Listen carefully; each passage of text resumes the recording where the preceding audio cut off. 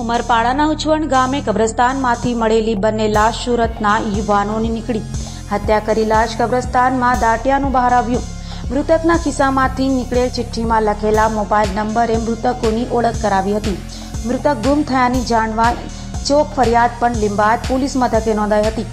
હત્યા કોણે કરી, કેમ કરી એ જાણવા પોલીસે તપાસનો ધમધમાટ શરૂ કર્યો હતો.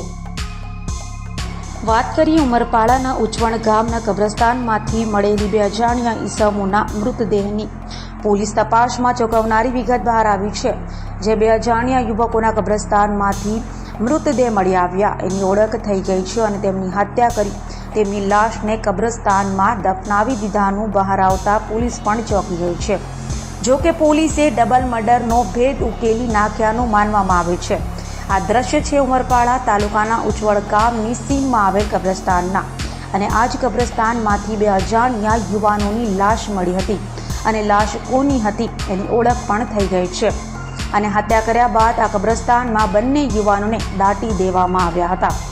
કઈ રીતે આરોપીએ અંજામ આપ્યો હશે એ જાણવા અમે પોલીસનો સંપર્ક કર્યો અને પોલીસે જે વિગત આપી એ પણ ચોંકાવનારી હતી. કેમ કે ગામના સરપંચે પોલીસને જાણ કરી હતી કે તેમના કબ્રસ્તાનમાં કંઈ થયું હોય એવું લાગે છે. કેમ ગામના સરપંચને શંકા ઉદ્ભવી. જોઈ લો આ દ્રશ્ય.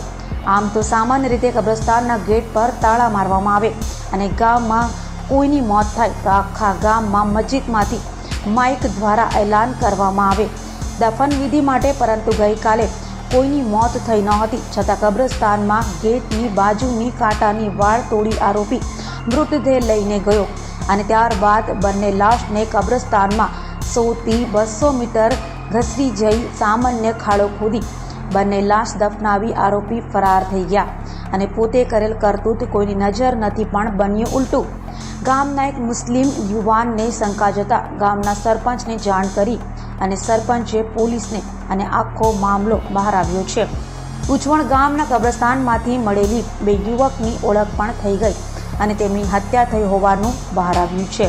જો કે ઉમરપાડા સહિત જિલ્લાની પોલીસ કામે લાગી છે. જે શકમદ ઝડપાયો છે અને પૂછપરછ ચાલી રહી છે. ત્યારે હત્યા કેમ કરી, કોણે કરી એ ભેદ પોલીસ ટૂંક સમયમાં ઉકેલી નાખશે. પરંતુ ફરાર અફઝલ પકડાય પછી હત્યાનું સાચું કારણ બહાર આવશે. હાલ તો એલસીબી, એસઓજી સહિત સ્થાનિક પોલીસની અલગ અલગ ટીમ બનાવી ફરાર અફઝલને પકડવાના ચક્રો ગતિમાન કર્યો છે. પરંતુ આ ડબલ મર્ડરની ઘટના ઉમરપાડા તાલુકામાં ટોક ઓફ ટાઉન બની છે.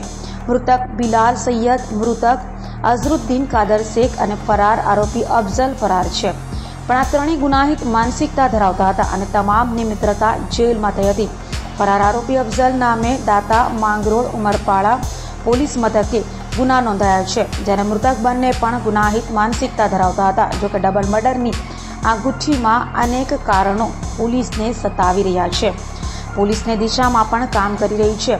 ડબલ મર્ડરની ઘટનામાં એક નહીં અન્ય લોકોની સંડોવણી પણ બહાર આવશે. જ્યારે ઉમરપાડાના ઉચવણ ગામનો અફઝલ પકડાશે ત્યારે જ હત્યાનું સાચું કારણ બહાર આવશે.